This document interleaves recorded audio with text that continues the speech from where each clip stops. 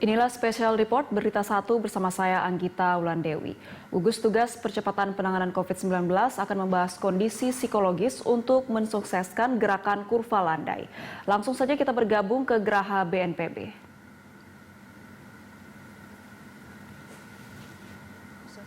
Gerakan yang sudah diluncurkan oleh Gugus Tugas Percepatan Penanganan COVID-19 dan tentu didukung penuh oleh pemerintah untuk melandaikan kurva, memastikan bahwa penularan dihentikan, dikurangi, bahkan bisa dikendalikan sehingga kita kembali ke keadaan yang lebih sehat pasca pandemi COVID-19.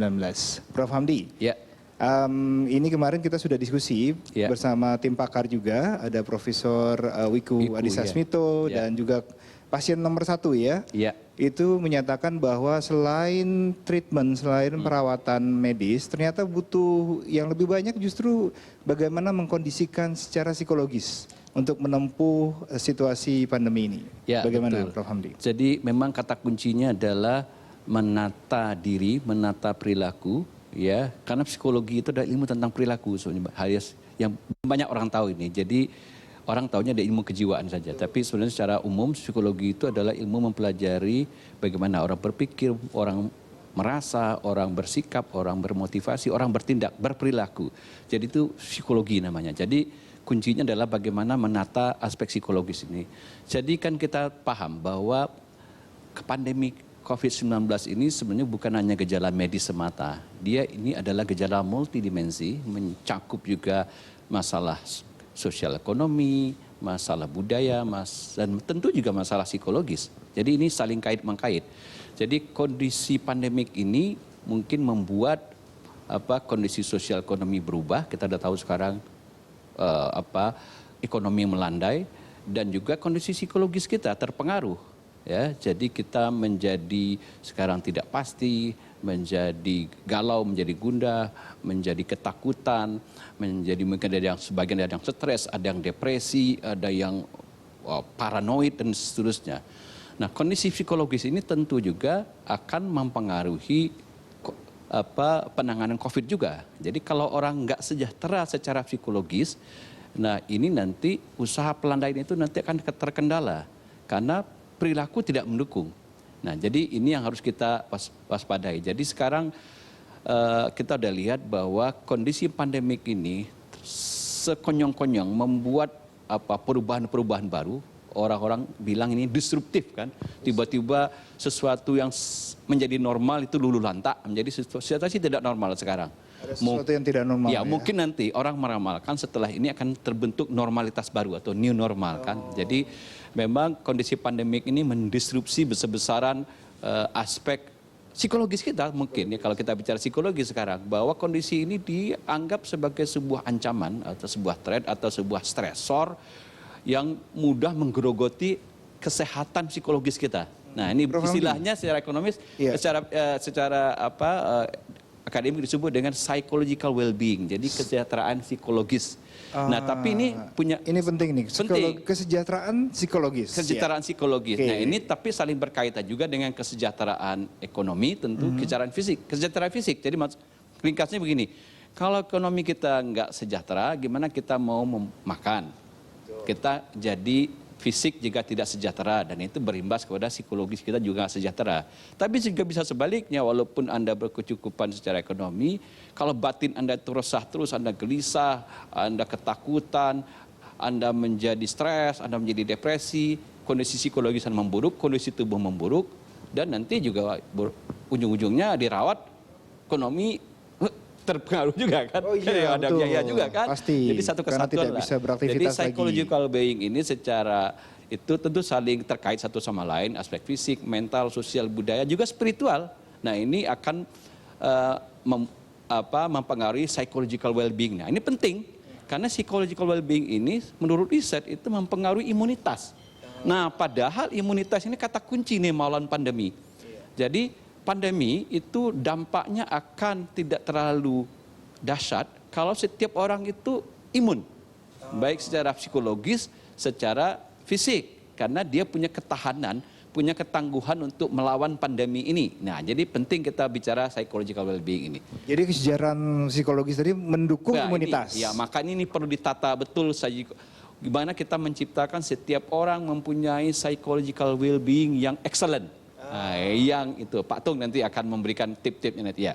Oke, mungkin saya perlu mereview sedikit biar masyarakat paham bahwa metode penanganan pandemik ini yang sekarang tercermin dalam bentuk kebijakan-kebijakan diambil oleh pemerintah di seluruh negara sebenarnya 5 hal saja yang diadres oleh setiap kebijakan. Kita harus paham ini. Di seluruh dunia Di ya, seluruh dunia oleh sama seluruh aja. pemerintah Nanti tinggal di kita seluruh lihat dunia. penekanannya di mana, variasinya di mana, intensitasnya lebih kuat di mana. Pertama, masalah risk communication ini.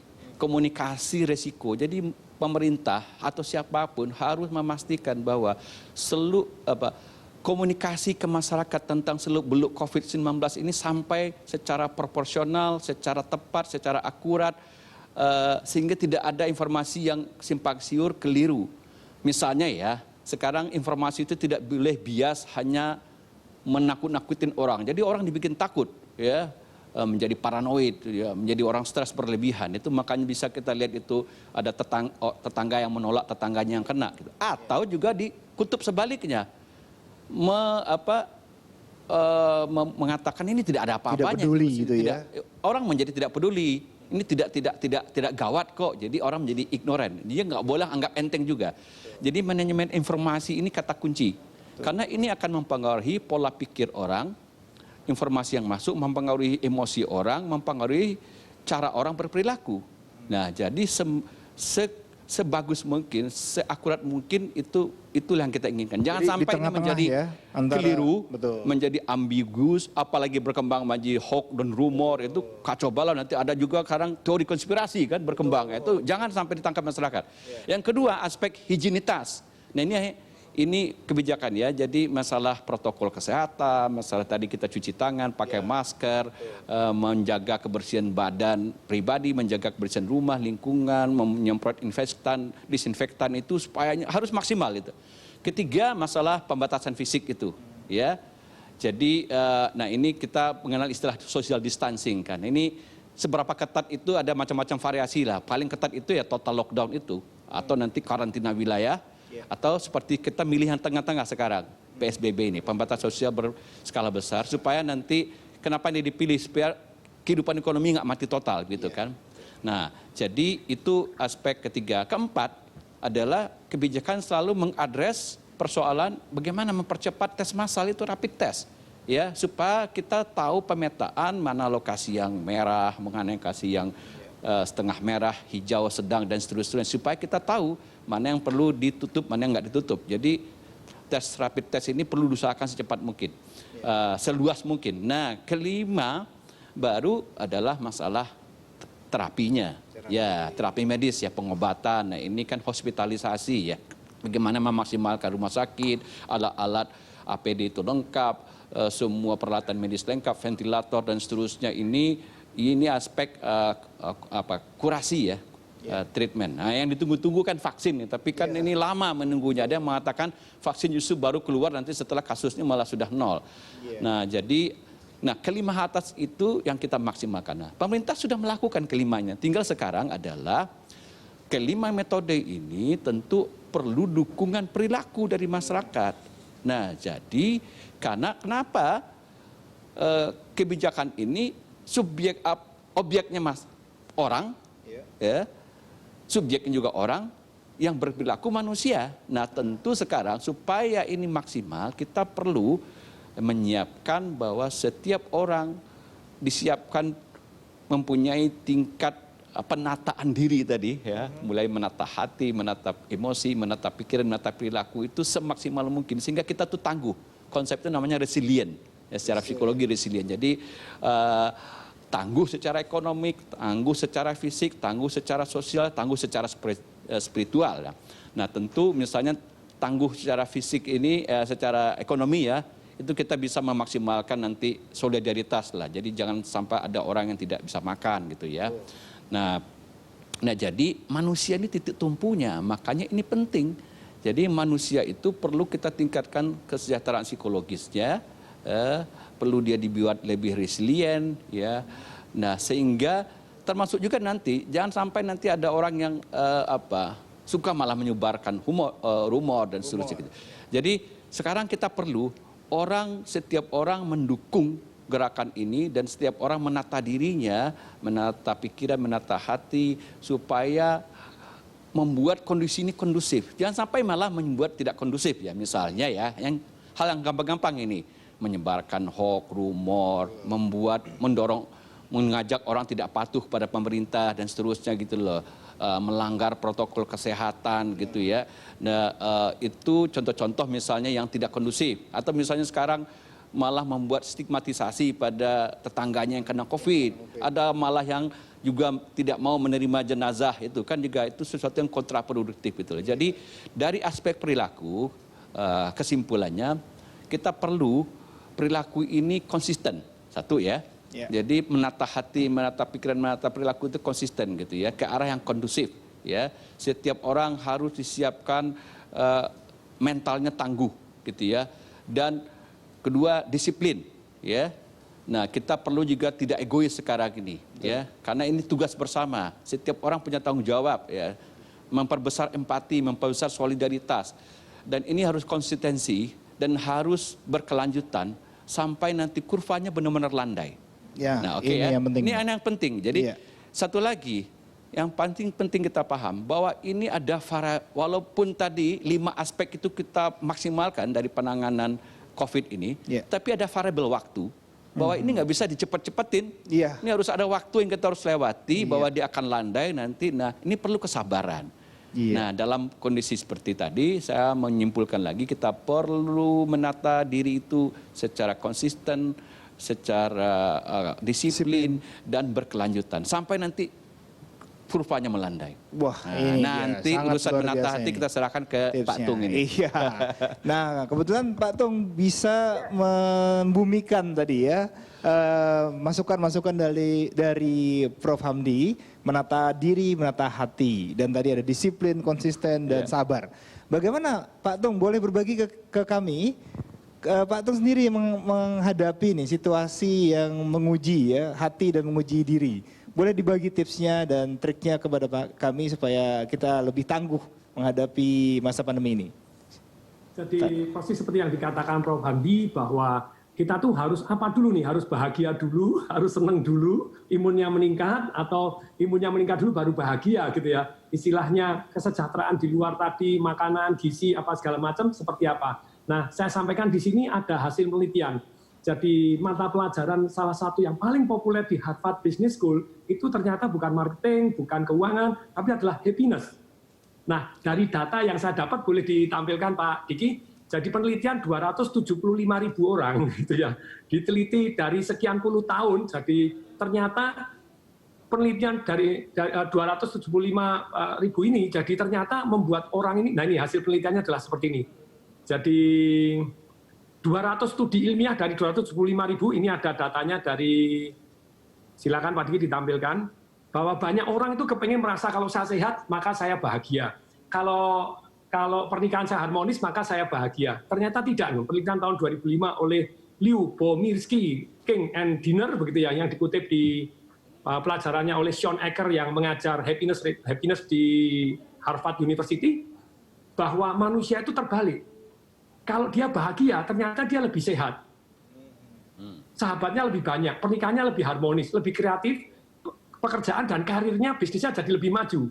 Ini bahkan dilihat di sini, bahwa orang-orang yang punya emosi positif, misalnya diukur sejak awal ya, sejak awal ketika orang kerja ditanya, kebahagiaanmu berapa sih? 1 sampai 10. Ada yang ngisi sembarangan, ini bilang enggak masalah, pokoknya ini hanya tidak ada hubungannya dengan bos Anda enggak tahu hasil penelitian ini. Nah, mereka mengisi dengan objektif, ada yang ngisi kebahagiaannya 1 sampai 10, 8, ada yang 9, ada 10. Ternyata dibandingkan orang yang di atas angka 8, 9, 10 dengan yang di bawahnya, dalam waktu 18 bulan, mereka yang bahagia menerima evaluasi dan hasil yang lebih bagus dibanding yang tidak bahagia.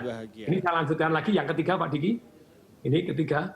Jadi ternyata bahkan diteliti di 180 biarawati, di Notre Dame itu dari bukunya saja, setelah diteliti 50 tahun kemudian waktu mereka umur 20-an, buku-buku hariannya, kegiatannya sama persis. Sekali lagi, kegiatannya sama persis.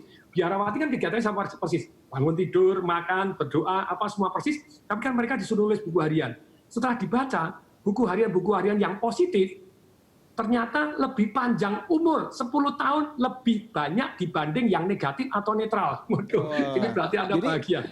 Pak Tung waktu itu bikin diary juga di rumah sakit waktu itu? Ya, saya membuat satu catatan, saya makan obat apa, saya melakukan apa, dan ternyata titik tolak yang membuat saya sembuh dramatis, begitu ya, sembuh dramatis, karena saya mengalami titik krisis di tanggal 1 April, saya survivor COVID-19 ini begitu ya. Survivor jadi COVID ya.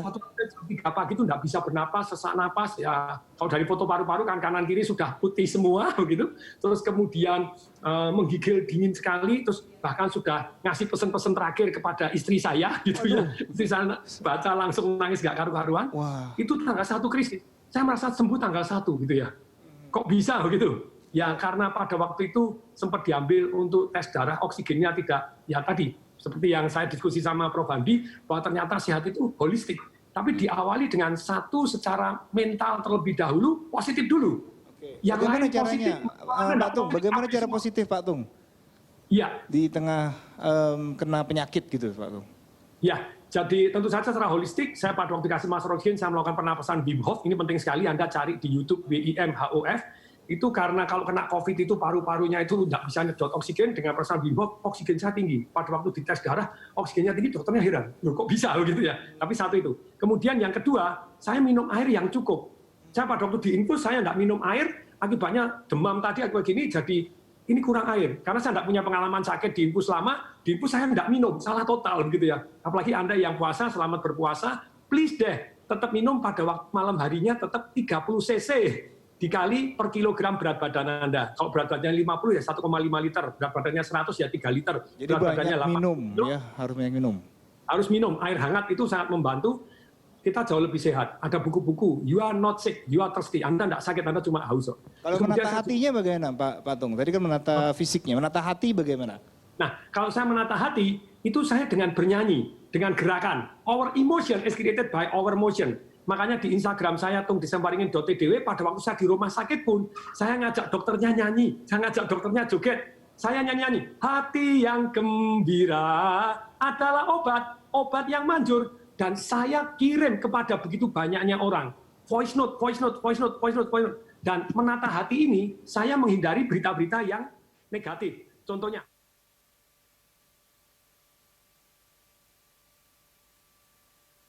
kalau dia yang pertama mengutarakan berita negatif, wah dia merasa hebat. Padahal berita negatif ada di mana? Saya stop total.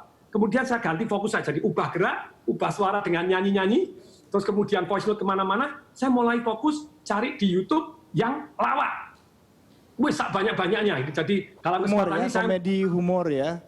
Iya, jadi ketawa, ceria, dan saya tidak dulu saya sebelum kena itu saya fokus kepada covid19.go.id gitu ya untuk data-datanya gitu ya. Terus kemudian world odometer untuk data-datanya. Terima kasih Pak Tung. Saya enggak sama sekali fokus untuk bagaimana gembira, jadi berita-berita yang sekiranya istilahnya itu saya stop total. WA group stop total, saya hanya fokus kepada teman-teman yang sangat positif, dan itu membuat kita jadi semangat dan bangkit lagi, sembuhnya cepat sekali. Alhamdulillah. Nyanyi itu hari itu langsung merasa seger, tidur nyenyak, enak sekali.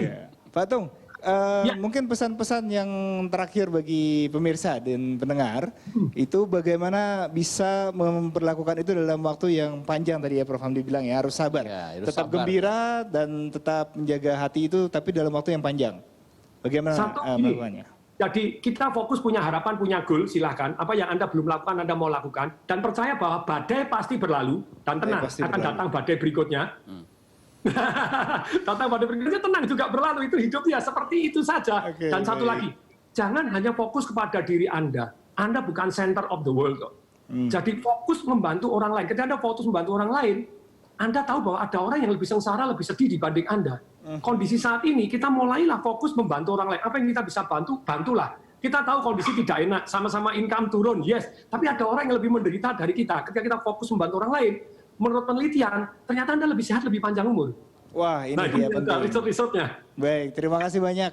Kita di dalam situasi ini bersama-sama ya Prof. Hamdi ya. We are all in this Betul, together. gitu loh. Jadi harus saling bantu. Mungkin yang terakhir dari Prof. Saya Hamdi. kira saya bersama dengan Pak Tung. Jadi kebahagiaan itu, jadi memang happiness itu nama lainnya ada juga psychological being, itu hampir sama. Jadi happiness, harus psychological jadi well-being. menata hati, menata emosi, menata perilaku, pola hidup yang konstruktif gitu, yang berpikir positif, empati, ya, memberi kontribusi kepada banyak orang yang membuat kita lebih bahagia. Kita menjauhkan diri kita dari aspek-aspek negatif sehingga kita hidupnya tidak hanya berkeluh kesah. Betul tadi.